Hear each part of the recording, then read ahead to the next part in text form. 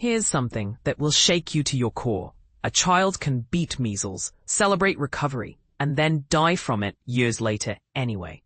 That's exactly what happened to a school-aged child in Los Angeles County, whose tragic death has prompted urgent vaccination warnings from health authorities. But here's where it gets controversial. This wasn't just any measles death. This was something far more sinister and preventable. The youngster had contracted measles during infancy, well before reaching the age when vaccination becomes possible. Like many cases, the child appeared to recover completely from the initial infection. Parents likely breathed sighs of relief, thinking the worst was behind them. However, what they didn't know was that measles had left behind a ticking time bomb in their child's brain. Years later, the child developed what medical professionals call subacute sclerosing panencephalitis, or SSPE for short. Let me break this down in simple terms. SSPE is essentially a delayed brain disease that can emerge months or even years after someone recovers from measles. The Los Angeles County Department of Public Health made it crystal clear. This complication is not just rare, it's universally fatal. Every single person who develops SSPE will die from it. And this is the part most people miss.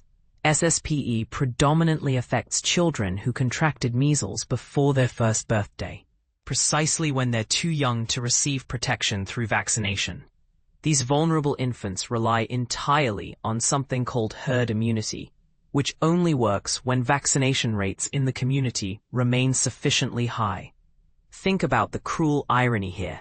The very children who need our protection the most are the ones who suffer the most devastating consequences. While older children and adults might experience typical measles symptoms and recover, babies face this horrifying delayed death sentence that can strike years later, just as they're starting school and building friendships. Here's where the controversy really heats up. Some people argue that natural immunity from actually catching measles is superior to vaccine-induced immunity. But how do you argue with a dead child? How do you justify natural immunity when it comes with the risk of a brain disease that kills 100% of its victims? County health officials are now desperately urging all eligible residents to get vaccinated, not just for themselves, but to create that protective shield around the most vulnerable members of our community. Every unvaccinated person potentially becomes a link in the chain that leads measles to these defenseless infants.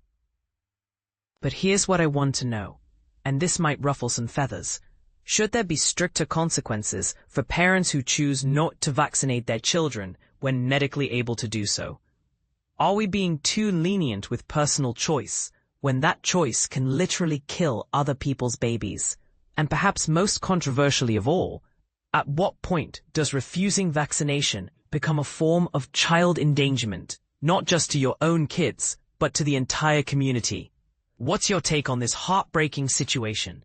Do you think parents have an absolute right to refuse vaccination, even knowing it puts vulnerable infants at risk of this delayed death sentence? Or is it time we had tougher conversations about where personal freedom ends and community responsibility begins? I'd love to hear your thoughts. Agree or disagree in the comments below.